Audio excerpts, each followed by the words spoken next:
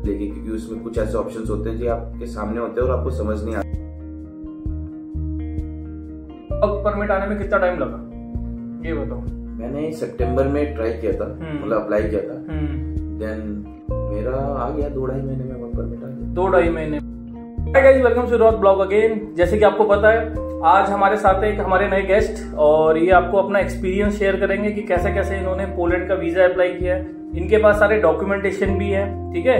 तो ये आपको स्टेप बाय स्टेप बताएंगे कि काम इन्होंने कैसे किया। तो पहले आप अपना इंट्रोडक्शन दे दो। Hi guys, my name is Shubham. I belong from India and in UAE I'm working in retail.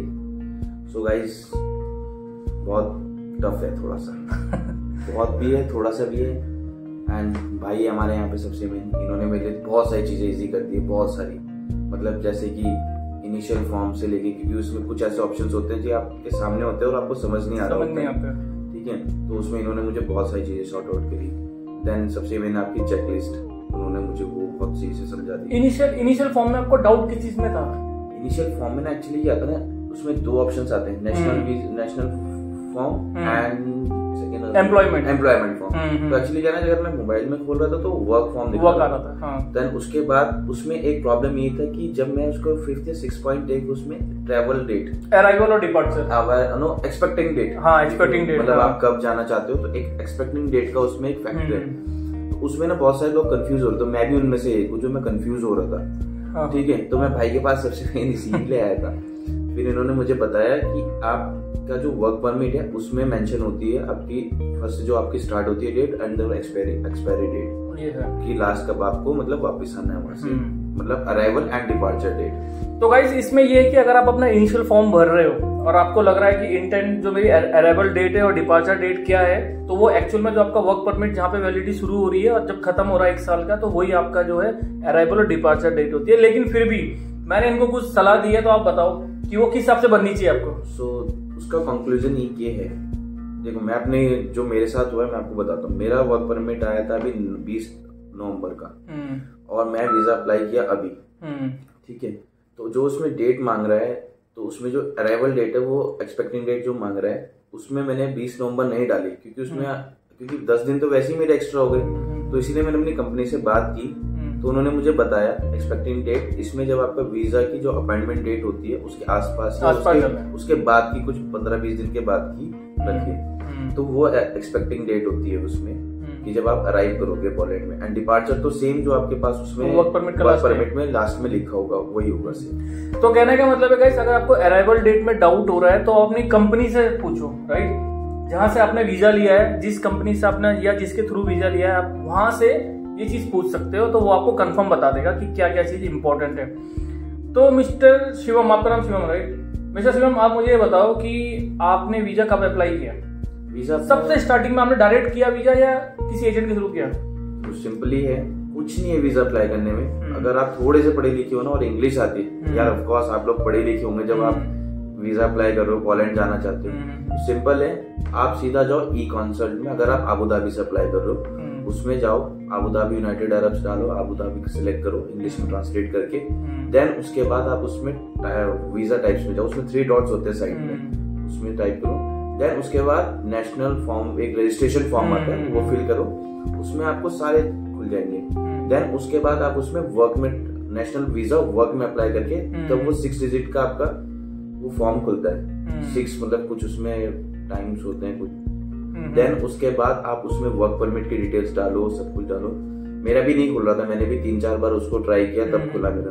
Then अभी इनिशियल फॉर्म कंप्लीट हो गया, और अभी क्या था उसके बाद जनरल फॉर्म आते हैं, तो मैं आज वो फिल कर दूं। मतलब फिर कल किया था, अब मेरा अपॉइंटमेंट नहीं मिला है, मैं फिल करके छोड़ा हुआ है उसको। तो शिवम एक चीज बताओ, जब आपने पोलैंड के लिए फर्स्ट टाइम अप्लाई किया, फर्स्ट टाइम, उससे और आपका वर्क परमिट आने में कितना टाइम लगा ये बताओ। मैंने सितंबर में ट्राई किया था, मतलब अप्लाई किया था, देन मेरा आ गया 2-2.5 महीने में वर्क परमिट आ गया। 2-2.5 महीने में। ये जनरल टाइम होता है 2-2.5 महीने। ये मतलब अगर आप वीजा मतलब वर्क परमिट अप्लाई कर रहे हो पोलैंड के लिए, हार्डली 3 महीने, मतलब कंपनी आपको बोलती है 45 डेज। 45 डेज नहीं आता तो 60 डेज हार्डली, मतलब 60 डेज से ऊपर ले दे तो कुछ ना कुछ लोचा। तो गाइस देखो यही है, इनका वीजा आ गया था विद इन 60 डेज में, आपका वीजा वर्क परमिट आ गया इनका, ठीक है। तो कहने का मतलब है कि जो वैलिडिटी है, कई लोग कमेंट में क्वेश्चन भी पूछते हैं कि सर हमारा वर्क परमिट कब आएगा। किसी का 6 महीने साल भर भी हो गया वर्क परमिट आए हुए, तो क्या लगता है वर्क परमिट में कमेंट देखो वहां पे लोगों के साल भर भी हो गया। तो इनका वर्क परमिट जनरली 2 महीने में आ गया। ठीक है, तो गाइस अगर आप पूछते हो कि आपका वर्क परमिट कितने टाइम में आता है, तो 2 महीने के अंदर अंदर आपका वर्क परमिट आ जाना चाहिए। नहीं आया तो आपको बेशक अपने जो है एजेंट या फिर जहां से आप काम करवा रहे हो उससे आप एक बार कंसल्ट कर लो, ठीक है, कि आपका प्रोसेस कहाँ पे पहुंचा है। एटलीस्ट कुछ डॉक्यूमेंटेशन तो मंगा लो वहां से कि हाँ आपका वीजा, आपका जो अप्लाई किया है लेटर, ऑफर लेटर, समथिंग कुछ भी आप मंगा सकते हो। ठीक है, ये तो आपको मैंने बता दिया कि भाई आपका जो है वर्क परमिट 2 महीने में आ जाएगा। सो गाइस, एंड सबसे मेन चीज उसमें जब आपका वर्क परमिट आता है तो आप अपने एजेंट को या फिर जो भी आपका काउंसलर वहाँ का जो भी बंदा होगा उसको साफ बोलो कि आप मेरी जो यहाँ पे एम्बेसी है उसमें गारंटी लेटर, वो क्या कहते हैं, एम्बेसडर को मेल करें कि मैं अपने इंटेंसेस को यहाँ पे बुला रहा हूँ। बिल्कुल। देन उसके बाद आपको भी उसमें सीसी में रखें। बिल्कुल बिल्कुल, तो ये बहुत मेन है। इनके पास सारे डॉक्यूमेंटेशन है। ये चीज आपके लिए आपके डॉक्यूमेंट को स्ट्रॉन्ग करती है, प्रोफाइल आपकी स्ट्रॉन्ग करती है। इनके पास सब लेटर है। मैंने पहला बंदा देख रहा हूँ अभी 2-2.5 महीने में जिसके पास सारे डॉक्यूमेंट है, सारे के सारे लेटर ऑफ इंटेंट से लेकर एकोमोडेशन लेटर के बाद एम्बेसडर की जो मेल है वो भी इनके पास इस समय है। ठीक है, तो कहने का मतलब ये है कि अगर आप डायरेक्ट, पहले तो आप मुझे बताओ आपने डायरेक्ट अप्लाई किया या किसी एजेंट के थ्रू अप्लाई किया? मतलब एजेंट ही किया, मतलब है जो जेन्युइन होगा वो इधर रहता है या पोलैंड में रहता है? वो पोलैंड में रहता है, पोलैंड से अप्लाई, मतलब है यहीं का बंदा, वो अपना इंडिया का ही है।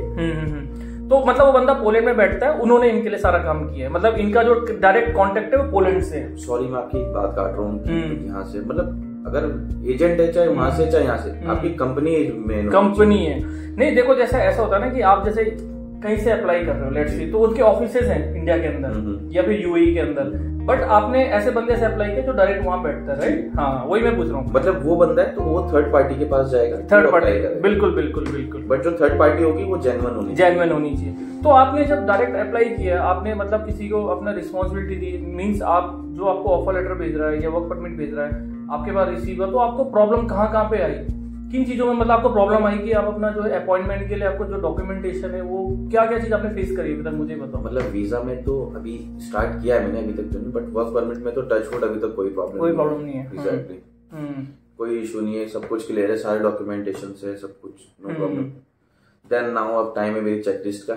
वो भैया बता रहे हैं मुझे धीरे धीरे कैसे करना है। चेकलिस्ट में भी ऑलमोस्ट इन्होंने बता ही दिया मुझे कि भाई देखो इतनी नहीं, इतनी मोटी चाहिए, वो कैसे करनी है वो आप लोग देखो। उसके मैंने वीडियो बनाई एक सेपरेट, आप देख सकते हो। चेकलिस्ट में आपको शेयर भी कर दूंगा, इनको भी शेयर कर दूंगा, है ना?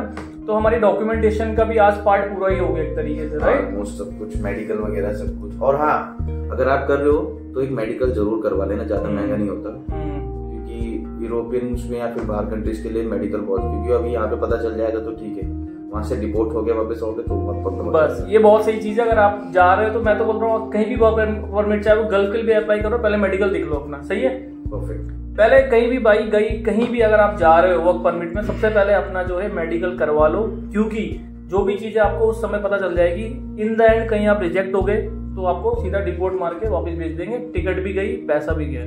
तो मेडिकल बहुत इंपॉर्टेंट है। कई लोग बोलते हैं सर मेडिकल जरूरी है पोलैंड के लिए, जरूरी तो नहीं है, लेकिन वहां जाके मेडिकल जरूर होता है, लेकिन आप पहले करवा लें, ठीक है? मेन बात ये ना, पासपोर्ट पे स्टैंप नहीं लगनी चाहिए। वही है, वही तो सब मतलब कहने का मतलब पहले से अलर्ट हो जाओ, है ना? किसी के ऊपर डिपेंड मत रहो, तो बहुत जेन्युइन चीज है। जब भी हम भी गल्फ में आते हैं तो हमारा भी मेडिकल होता है, और कई लोगों का बहुत टैलेंटेड होते हैं और उनका बहुत अच्छा एक्सपीरियंस भी होता है, लेकिन लास्ट में जो है मेडिकल की वजह, लास्ट में जब गल्फ में आया था तो मैंने भी सेम मेडिकल करवाया था। पहले मैंने उधर से मेडिकल करवाया, फिर यहाँ आके मेरे 2 मेडिकल टेस्ट हो चुके हैं। तो गाइस यही है एक्सपीरियंस इन्होंने शेयर किया। तो इनके एक्सपीरियंस हमको क्या चीज देखने को मिली है कि अगर आप किसी एजेंट या डायरेक्ट आप वीजा करवाते हैं तो आपको डॉक्यूमेंटेशन में जो चेकलिस्ट आपको बहुत ज्यादा इंपॉर्टेंट है, ठीक है? अगर आपको चेकलिस्ट नहीं मालूम है तो वो हम शेयर कर देंगे, ठीक है?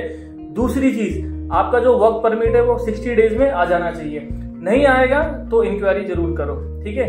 तीसरी चीज, जब आपको डेट ऑफ अराइवल और डेट ऑफ डिपार्चर, अगर आप इनिशियल फॉर्म भर रहे हो वहां पे अगर आपको कुछ प्रॉब्लम आ रही है तो आप अपनी कंपनी से कंसर्न करके ही वो फॉर्म भरोगे, ठीक है?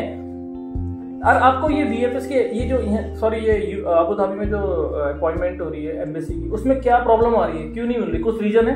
आपको क्या लगता है अपनी साइड से जो आप एक्सप्लेन कर सकते हो? एक्सपीरियंस ये है, अभी तो मैंने स्टार्ट किया है अपॉइंटमेंट लेना, बट अभी तो क्या है, जितने भी मैंने डाला उसमें तो सब मतलब ड्रॉस दिखा रहा है, ड्रॉस के बाद उसके बाद जब सेलेक्ट करते हैं तो सीट इज फुल आ रहा है, स्लॉट नहीं मिल रहा, स्लॉट ही नहीं है उसमें।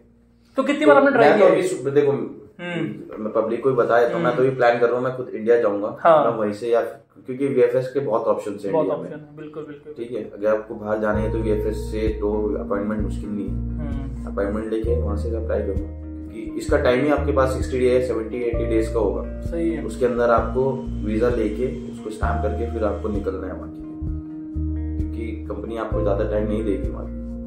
तो आपकी एडवाइस ये है, अगर इधर टाइम लग रहा है तो इंडिया से करो। मतलब अगर ये वीडियो आज या कल में डालते हो तो देन उसके बाद कितना हफ्ता 10 दिन लेना चाहिए लोगों को, उसके बाद नहीं होता तो इंडिया चले जाओ। वहां से अगर आपको अपॉइंटमेंट मिलती है आप पहले से कंफर्म, लेकिन यहाँ से पहले कंफर्म होके चले जाना, आप डायरेक्ट यहीं से भी अपॉइंटमेंट बुक कर सकते हो।